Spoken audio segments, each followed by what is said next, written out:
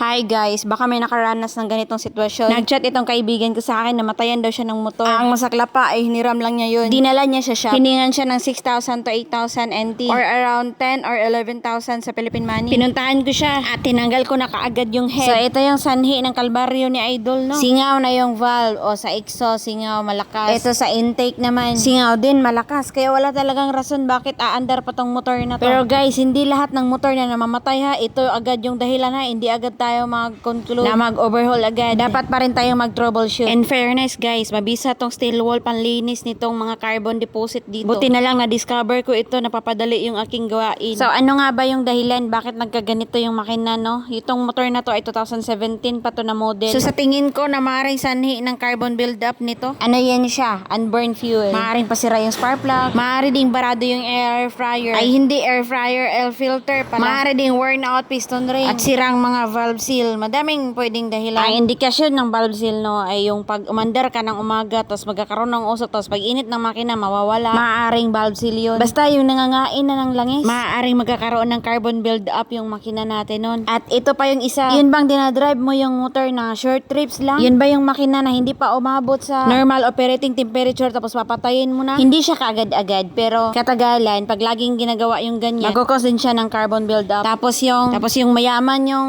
motor ninyo, yung rich fuel ba? Tapos maaari ding pasira na yung ignition coil, pasira yung spark plug, pasira yung spark plug cap. Maaring marami talagang dahilan guys, no? At lahat ng yan sakit sa ulo, kaya pag masira na yung motor ng kaunti, bibili na agad tayo ng bago. Kung wala tayong pera, mangungutang tayo. Kaya para maiwasan tong mga ganitong mga senaryo guys, no, dapat talaga tayong alaga sa motor. Proper maintenance ba? Pero tandaan pa rin natin guys, masisira at masisira pa din yan kasi walang forever sa mundo. Relasyon nga na pinagtibay ng dalawang tao, masisira. Pero naalala ko yung XRM ng kapitbahay namin. 2007 year model pa. Tapos binibinta ngayon si Kenha, never been open yung engine. Hang tibay. Sa balik tayo dito sa makina, no? Ang instruction ng kaibigan ko mapaandar lang. Kasi nga inaapura na siya ng may-ari. Na timing talaga. Matagal na talaga to napasira na. Kasi hindi naman maaari na pagkakahira mo magkakaroon na agad ng carbon build up tapos masisira na agad sa'yo. Hindi yun. Overtime yun. Matagal na tong ganito. Siya lang talaga yung naabutan. Tapos yung sinabi na shop na overheat daw. Hindi totoo yun. Kasi wala mang usok, wala mang gasgas yung block. Kasi pag overheating, block yung magasgas nun eh. Basta yun yung aking sariling opinion. Ginawa ko ang lahat na makatipid itong aking kaibigan dito. Binigyan niya ako nito ng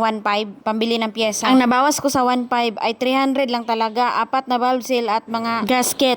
Bibili pa sana ako ng piston ring kaso wala akong mahanap na piston ring talaga na madalian. So para sa akin, pag nagre-refresh ako ng makina, importante na palitan talaga yung piston ring. Kasi para sa akin, useless yung pagre-refresh kung yung piston ring ganun pa din. Para sa akin lang naman. Yung piston ring kasi yung direct contact sa ating mga block, no? Sa ating liner. Pero piliin din natin na bibili tayo ng genuine talaga kung magpapalit man tayo ng piston ring. Pwede lang mag-reuse siguro ng piston ring. Pero dapat inspeksyon na natin mabuti yung mga ring and gap, no? Sa kaso ng motor ni Idol ay mag-aantay pa ako kasi o-order parang pinagbilan ko ng pyesa. Hindi na pwede kasi madalian nga. Kaya valve seal lang talaga yung pinalitan ko. So pagkatapos kong malaping at nalagay yung bagong valve seal guys, no, ay nag-leak test na ako. Final leak test na to. So all goods na, wala nang singaw. In-adjust ko na din yung valve clearance, no, bago ko salpak sa mismong makina ito. So isiguro natin yung camshaft, no, na naka-top dead siya. So ang recommended na valve clearance sa motor na to ay sa intake ay 0.08 to 0.12 mm. Sa exhaust naman ay 0.10 to 0.14 mm. Depende na lang sa mekaniko, no, mamili dyan. Basta yan yung recommended na valve clearance para sa motor na to. Nakasanayan ko na talagang mag-reface, no. Gumamit ako ng 800 na lihab, tapos binuhusan ko ng gasolina, tapos nilapag ko sa lamisa namin na glass. At inikot-ikot ko ng pa-circular, tulad ng pagpaikot niya sa akin. Hindi naman ito importante. Pero sa mga motor na mga liquid cool, no, importante to siya para sa akin. Kasi dito mo din ma-check kung wala bang bingkong yung cylinder head mo. Pero para dito sa head na to, gusto ko lang talaga siyang malinis, no. Mawala yung pinagbakatan ng lumang head gasket. Pagkatapos ay pinuntahan ko na yung dorm ng kaibigan ko. Malapit lang naman, 13 minutes drive lang naman. At nung pagkarating ko ay inumpisahan ko na agad ang orasyon, no. Isang linggo din tong nakabaklas dito, no. Busy tayo sa trabaho eh. Pinaghihila ko na tong makina. Sinadya ko talaga na pumunta dito ng gabi din. Kasi nahihiya ako pag may mga tao. Tingin ko dati siguro akong pagong mahiyain. Pinaghahanda ko ng aking mga paraphernalia, no. Bago ko sasalpak itong head, nilinis ko muna tong piston, no. Hindi ko na to tinanggal. Kasi all goods naman at walang alo. Kumuha ako ng gasolina kay Chicken para ipanlinis. Ginamitan ko na ng aking mahiwagang tools. Ewan ko ano yung tawag dito. Basta naikot-ikot siya. Tapos binalahan ko ng yung maliit. Tapos ita-update na natin, no? So dyan sa ating magneto may T at F na mga litra dyan. So itapat natin yung indicator dyan sa letter T. Ibig sabihin top dead. Yung F, ang ibig sabihin yan firing. Ibig sabihin rat-rata na. Firing ng spark plug pala. Binusan ko ng gasolina itong head, no, para luminis ulit. Tapos nilagay ko na tong aking steel gasket. Pagkatapos wag natin kalimutan ilagay tong dowel, no, dalawa yan. Tapos spark plug din, wag pala din kalimutan. Tapos isalpak na natin, baka masalpak pa ng iba. Tapos yung lower timing guide pala talaga, wag talagang kalimutan. Yung sa akin ay ilagay ko ba na hindi ko na alam. Tapos ilagay yung dalawang mahabang bolt sa gilid. Hand tight din muna. Ilagay na natin itong color gold na flat washer. Tapos i-hand tight natin ang pantay-pantay yung stud nut. Tapos mag-twerk na tayo. Gamitan na natin ang twerk wrench. Yung paghigpit ng stud nut, no, dapat pa-X siya tapos pantay-pantay. So yung idea, torque pattern, no, sa 50 to 100cc ay 14 to 19 Newton meter. Tapos sa 125 to 150cc ay 24 to 30 Newton meter. Tapos satiin natin yan sa tatlong rounds ng ikot ng ating torque wrench, no, para pantay-pantay yung higpit. Basta ang goal, mapantay-pantay ng higpit yung mga stud nut dyan. Inilagay ko na tong aking cam gear, no. Madali lang maglagay dyan. May indicator yan. Dapat nakatap din yung ating camshaft, ha. Tapos yung piston din dapat nakatap din. Pinaka-importante ito, guys, no, kasi pag